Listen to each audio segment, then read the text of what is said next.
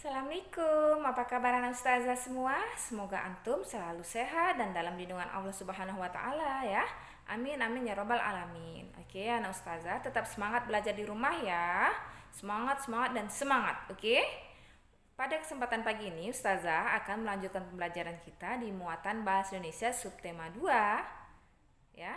Tema 2, subtema 2 untuk anak ustazah silakan siapkan buku antum, buku bahasa Indonesianya di halaman 102 atau maksud ustazah buku tema di muatan bahasa Indonesia di halaman 102. Untuk anak ustazah, sebelum kita mengawali pembelajaran hari ini, mari kita berdoa terlebih dahulu ya. Bismillahirrahmanirrahim. Robbi zidni ilman warzuqni fahman. Amin amin ya robbal alamin. Oke, simak video ustazah terus ya. Langsung saja ustazah akan menjelaskan bahasa Indonesia yang di halaman 102 tentang mengelompokkan informasi berdasarkan teks ya. Sebelumnya anak ustazah sudah belajar tentang mencari sebuah informasi berdasarkan teks ya. Oleh karena itu, hari ini kita lanjutkan tentang mengelompokkan informasi berdasarkan teks. Sebuah teks mengandung beragam informasi. Informasi adalah penjelasan dan pemberitahuan mengenai suatu hal. Informasi yang terdapat dalam buku dapat diuraikan secara lebih detail ke dalam beberapa jenis informasi yang akan ditanyakan. Ya. Kata tanya dan fungsinya. Kata tanya yang akan kita tanyakan berdasarkan teks yang akan kita dapatkan informasi ada berikut. Yang pertama, kata tanya apa? Fungsinya untuk menanyakan hal atau peristiwa yang terjadi. Yang kedua, siapa? Untuk menanyakan seseorang atau pelaku yang terlibat dalam suatu peristiwa. Yang ketiga, kapan? Menanyakan waktu peristiwa. Yang keempat, di mana? Untuk menanyakan tempat kejadian peristiwa. Yang berikutnya adalah bagaimana, untuk menanyakan cara atau proses peristiwa yang terjadi. Dan mengapa, untuk menanyakan penyebab peristiwa yang terjadi. Berikutnya di buku antum ada kata bagaimana. Bagaimana itu menunjukkan keterangan cara atau proses, penjelasan ciri-ciri atau penjelasan karakter tokoh. Berapa menunjukkan jumlah atau banyak benda, ya. Berikut adalah contoh teks yang akan kita dapatkan informasinya dengan menggunakan kalimat tanya. Teks ada di buku antum, ada di halaman 103, yaitu tentang pernapasan ikan. Ikan merupakan salah satu hewan yang hidup di air. Ikan bernafas menggunakan insang. Pada pernafasan ikan, mula-mula insang dalam keadaan tertutup. Air yang mengandung oksigen dan akan masuk melalui mulut ikan, lalu mulut ikan tertutup dan air mengalir ke bagian insang yang terbuka. Di dalam insang inilah terjadi pertukaran oksigen dan karbon dioksida. Tadi itu adalah contoh teks. Dari contoh teks itu kita bisa mendapatkan informasinya dengan menggunakan kata tanya.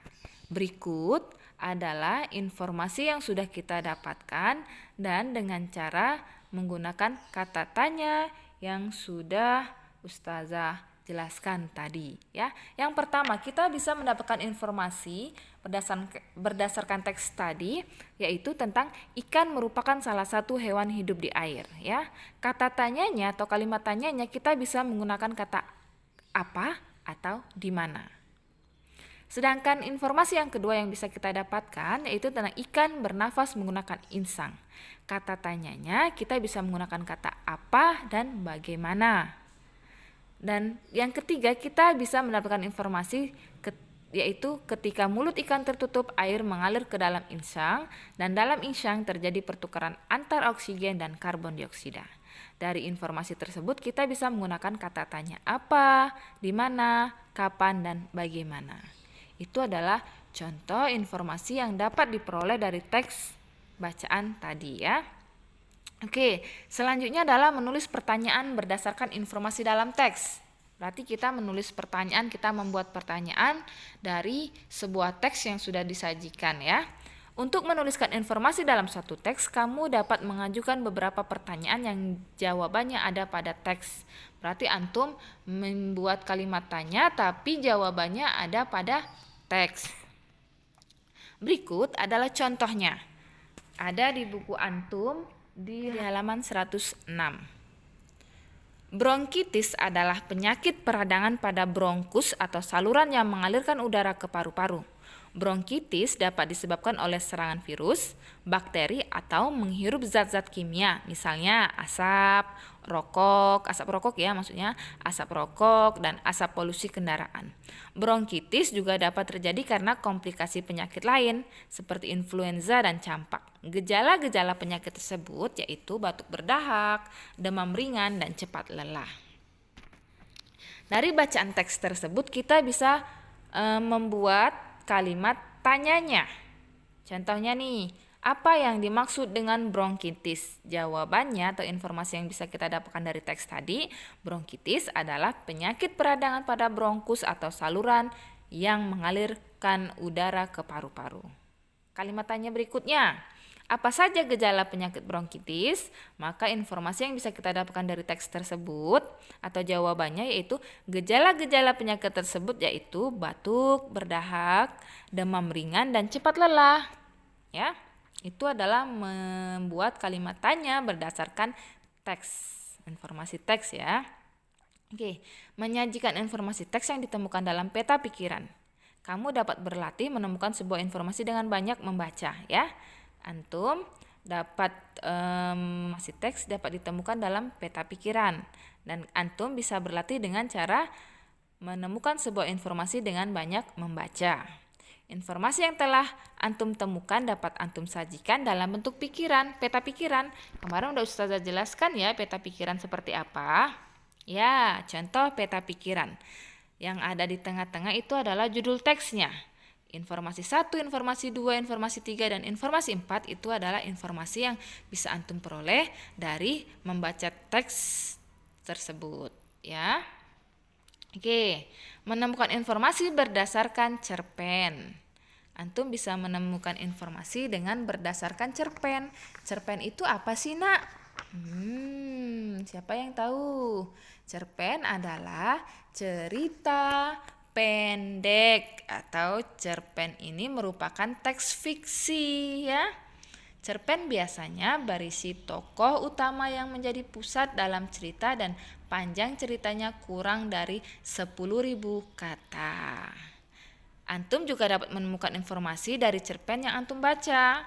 Untuk memperoleh informasi dalam cerpen, maka antum baca cerpen tersebut dengan seksama ya. Terus buatlah daftar pertanyaan sebanyak-banyaknya. Carilah jawaban dari pertanyaan-pertanyaan yang dibuat ya. Rangkailah kembali jawaban-jawaban tersebut ke dalam suatu paragraf singkat. Itu adalah cara menemukan informasi berdasarkan cerpen yang dibaca. Itu saja materi bahasa Indonesia yang Ustazah jelaskan di subtema 2. Mudah-mudahan antum paham dan dimudahkan. Antum baca-baca saja buku tema antum.